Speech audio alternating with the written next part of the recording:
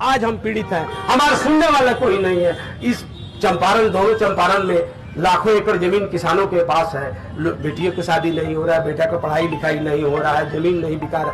आप जब गांव में जाते हैं तो आप पूछता है कि कैसा जमीन है, तो आप कहते हैं कि बेतिया राज।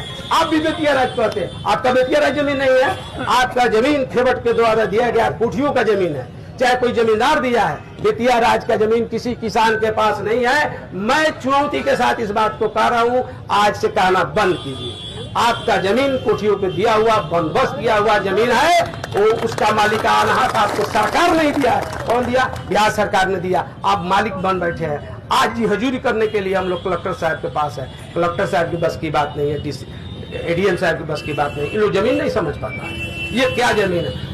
संजय बाबू के पास आपको मार्बल, उसमें साफ स्पष्ट लिखा है कि भूतपूर्व मध्यवर्ती जमीन।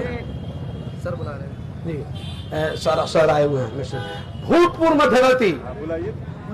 मध्यवर्ती खेवटों ने जो जमीन बंदोबस्त किया है, उस जमीन को रैयत माना जाएगा। आप भूतपूर्व मध्यवर्ती समझते हैं? नहीं समझते हैं। भूतपूर्व मध्यवर्ती यानी कोठी, दरमियानी हक, बीच का आदमी जो राजा से लिया, कोठी को दिया, कोठी ने हमको दिया, उसको भूतपूर्व मध्यवर्ती कहते हैं, दरमियानी हक कहते हैं। और उसने हमको बंदोबस्त किया, उस जमीन का मालिकाना हक हमको मिल गया है। हम बेतिया राज जब 1950 तक वजूद में था, उसने भी दावा नहीं किया किसानों से। 2 मिनट सर, रिक्वेस्ट है। हम किसान हैं, हम लोग जानते हैं क्या है सर? हम लोग क्या है? गिरहस्थ हैं। अब क्या हो गए हैं? गिरिहस्ती।